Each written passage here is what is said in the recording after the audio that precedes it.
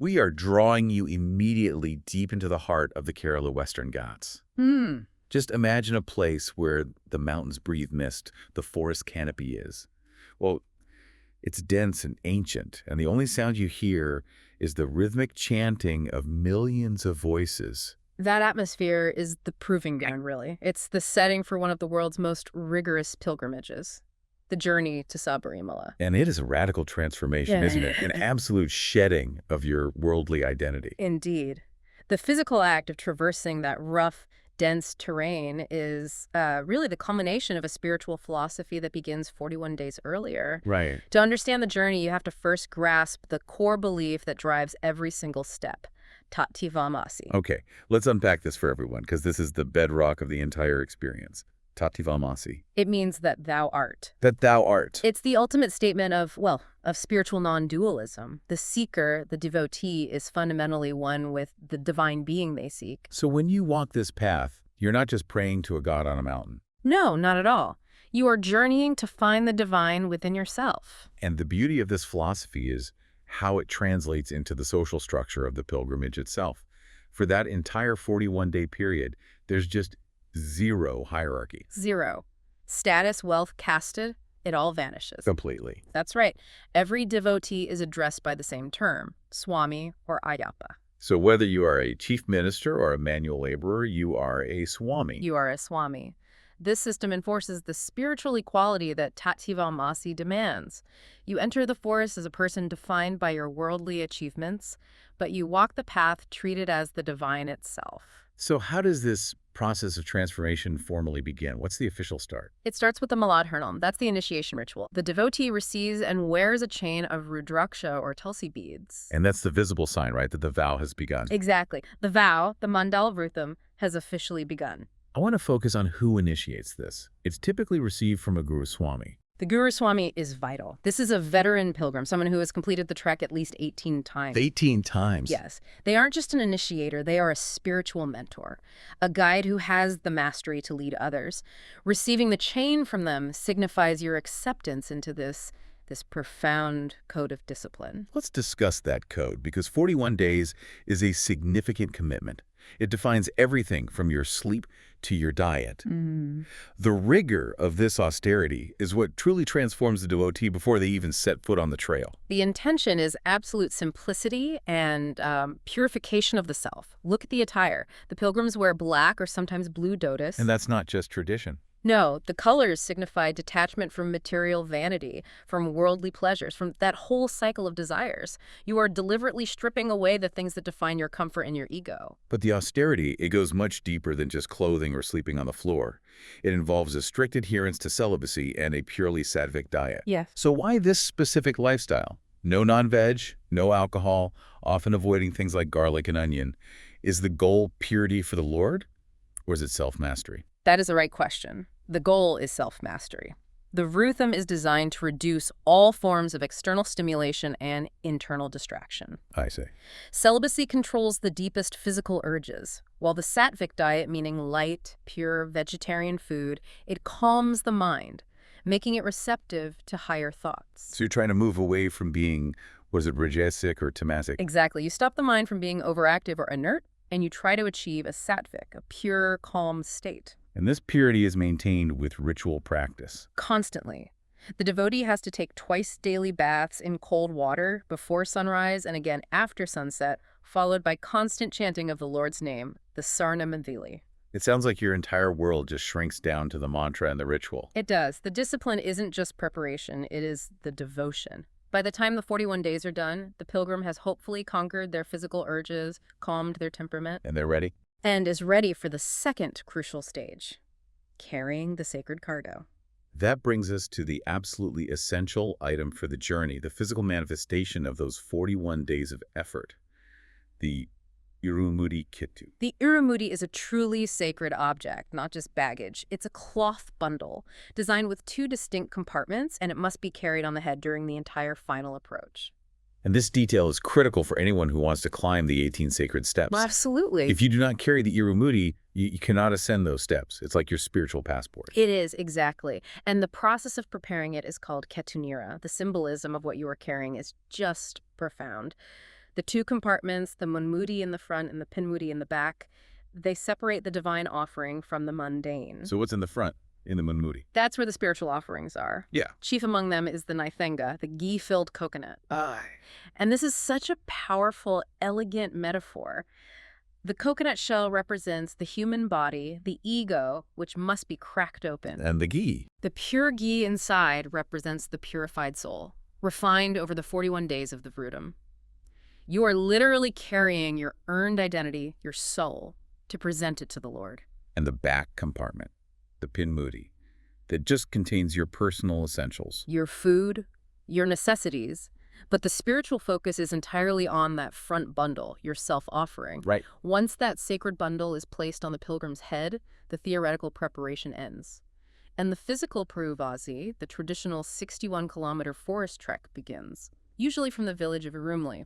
The atmosphere at Urumli is incredible, starting with this burst of celebratory energy, the Pedithulal. The Pedithulal is pure, ecstatic joy. It's a ritual dance where pilgrims, often with their faces painted and carrying wooden weapons, celebrate Lord Ayyappa's victory over the demoness Mahishi. It's loud, it's chaotic. It's vibrant, and it sets the tone. You are battling metaphorical demons on the path to devotion. What's deeply fascinating here, and something that highlights the unique cultural harmony of this tradition, is the very next stop, right there in Urumli, the Vavar Mosque. This is a powerful testament to history and friendship.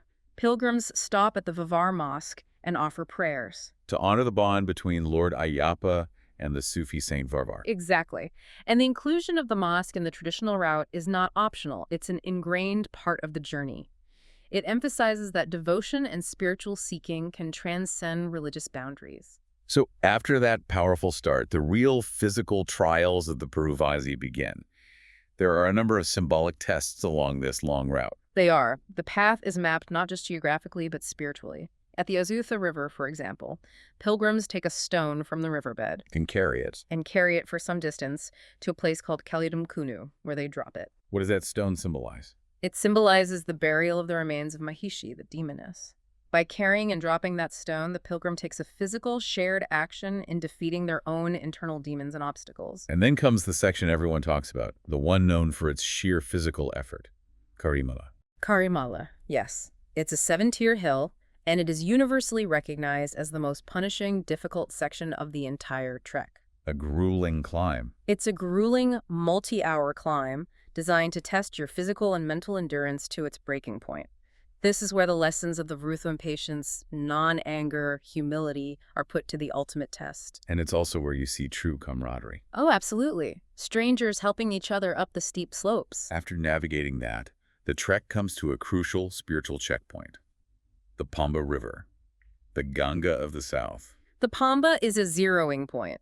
Before the final steep ascent, pilgrims have to take a holy dip to symbolically cleanse themselves of all previous sins and worldly attachments. It's a purification. And some pilgrims also light lamps, the Pamba Valaku. They do, small lamps placed on the river. It's an act of remembrance and prayer, preparing them for the climax of the journey. So having conquered the body and cleansed the mind, the devotee enters these final stages, which are all about spiritual symbolism. Purely.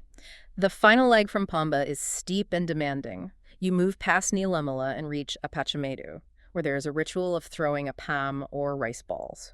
To appease the forest spirits. That's the ancient belief, yes. To appease the spirits who reside there. And then there is Saramkuthi, a small but profoundly symbolic spot. Saramkuthi is specifically for the Kani Ayyapans, the first-time pilgrims. They leave a wooden arrow here. And the simple act. It symbolizes the completion of Lord Ayyappa's earthly mission, the defeat of Mahishi, and so it also symbolizes the completion of the Kani Ayyappan's first quest. They have fulfilled their part in the narrative. Which finally brings them to the spiritual threshold, the absolute climax of the entire journey, the Pathinettam Padi, the 18 sacred steps. This is not just a staircase made of granite and plated with gold. This is the entire spiritual roadmap of the pilgrimage, solidified into a physical ascent. The 18 stages of human evolution. Exactly, and mastery that the devotee must symbolically conquer to reach the divine. And remember, only those carrying the Irumudi are permitted to climb. Let's dedicate the time to truly grasp the meaning of each section, because this is the knowledge you came for. The 18 steps are divided into specific categories. We begin with the external world. Steps 1 through 5 represent the Panchendriyas. The 5 senses. Sight, hearing, smell, taste, and touch. These are the immediate external distractions and temptations that tie you to the material world. You must master these first. After mastering the external, the focus shifts entirely inward. Precisely. The next 8 steps, 6 through 13, are perhaps the most challenging. They represent the ashtaragas, the 8 internal enemies or negative emotions that poison the soul. That's 8 concepts, 8 steps dedicated just to shedding the ego. What are they? They are lust, anger, greed, attachment, pride, envy, vanity, and malice. Wow. If you think about it, the core battle of this pilgrimage is entirely internal. It requires the pilgrim to examine and consciously shed every layer of ego before they can ascend further. That is a staggering amount of personal work in just 8 steps. What comes after conquering the ego? Steps 14 through 16 represent the trigunas, the 3 fundamental qualities of nature that influence all existence. Which are? Sattva, purity or goodness; rajas, activity or passion; and tamas, inertia or darkness. You are now attempting to rise above the mere play of nature itself. And the final 2 steps, the very last hurdle before the Lord. Steps 17 and 18 are vidya and avidya, knowledge and ignorance. So simple, yet so profound. Once the pilgrim has conquered the senses, shed the emotions, and transcended nature, they stand at the precipice, left only to choose the path of light over the path of shadow. And the successful ascent leads to the darshan viewing Lord Ayyappa at the Sanathanam, seated in a yogic posture of absolute self-control, and the ultimate culmination of the vow, the Niyabhishekam. This is the moment the 41-day vow finds its release. The ghee-filled coconut carried so carefully is finally broken open. That ghee is then poured over the golden idol of Lord Ayyappa. The soul uniting with the divine. The completion of the profound spiritual contract. This incredible spiritual journey is built on a compelling mythological foundation. We should probably explain the unique birth of Lord Ayyappa. It is a truly unique story. Lord Ayyappa is born from the union of Lord Shiva and Mohini, who is Lord Vishnu in his feminine form. And this powerful union was necessary. It was. Ayyappa was created specifically to defeat the demoness Mahishi, who had a boon that she could only be killed by a child born of Shiva and Vishnu. The story goes that Ayyappa, known as Manikandan, was found and raised by King Rajasekhara of the Pendulum dynasty, and that relationship leads to the famous legend. Yes, the tiger milk legend. When Ayyappa was a boy, his stepmother feigned illness and demanded tiger's milk, believing it was impossible to get. An attempt to get rid of him. Exactly. But Ayyappa calmly went into the forest and returned riding a ferocious tiger, followed by a procession of tigresses, revealing his divine nature. And after that, he retreated to the mountain, establishing the pilgrimage site we know today. Beyond the myth, we also need to place this event in the modern calendar, especially the periods that draw the largest crowds. The first major event is the end of the 41-day Vratham period, which is marked by the Mandala Puja in late December. But the truly massive event, the one that draws millions from across the globe, is the Makaravalaku. That happens every January 14th. Millions gather on the hills to witness the Makara Jyothi, the celestial light sighted 3 times on the horizon at Bonmala Hill. For the devotees, this is a divine sign. A sign of Ayyappa's continuing presence and blessing. It's an immensely powerful, emotional event. So that's the spiritual and historical context. But for you, the person listening, planning, or just understanding the practical reality of this massive modern pilgrimage, the logistics are crucial. You can't just show up anymore. That is the modern truth. Access is strictly controlled. The mandatory first step is the free virtual queue booking. Without that digital entry coupon and a valid photo ID, you will not be allowed on the trekking path. It's a central organization. It is. And the transit flow is also highly structured. Chinganur is the nearest major rail station, but the vital base camp is Nilakal. This is where private vehicles must be parked. So you park there, and then? And then you have to transfer. From Nilakal, you must take the KSRTC bus chain service, it's a mandatory shuttle, just to reach Pamba. And Pamba is the true starting point for the final 5-kilometer trek up the mountain. Exactly. The logistics require patience. It turns the initial transit into a part of the endurance test itself. And even with all this austerity, there is support available. I want to highlight the dedication to sustainability and accessibility. Sabarimala is a designated plastic-free zone. They have invested heavily in free medicated drinking water points, so pilgrims are strongly encouraged to bring reusable bottles. Respect for the forest is key. It's a protected ecosystem in the Western Ghats, so it's paramount. And for those who are elderly or physically unable to manage the steep terrain after Pamba, Support is there, though it can be costly. Absolutely. There's free Anadonum large-scale communal meals offered at the key hubs. And yes, manual dolly services where 4 porters carry a devotee up the mountain are available. You should budget for that. You should. It's about 5,000 to 7,000 rupees for the round trip, acknowledging the immense physical labor involved. If we connect all this back, from the Tat-Vav Aussie philosophy to the logistics of Nalakal, the entire design is about stripping away barriers and focusing the mind. The goal isn't just to reach the mountain, but to sustain that hard-won simplicity and humility long after you've left the forest. That is the ultimate takeaway. The pilgrimage is an attempt to temporarily step out of the material world so that you can re-enter it having achieved inner balance. The discipline itself is the devotion. And the final, most profoundly emotional ritual of the day captures this sense of introspection perfectly. The Harivarazanon lullaby. Played every night just before the temple doors shut, it is the lullaby to the Lord.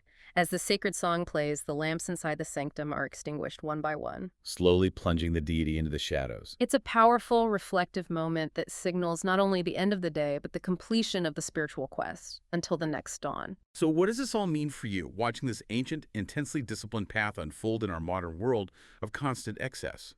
If discipline truly is devotion, and the goal of this journey is to strip away the worldly ego, to find the divine within Tat Tivamasi, what 41-day vow could you take in your own life? What habit could you shed? What luxury could you forego? What internal enemy could you confront to foster humility and find your own inner balance? The forest waits, but the truth of pilgrimage begins within you.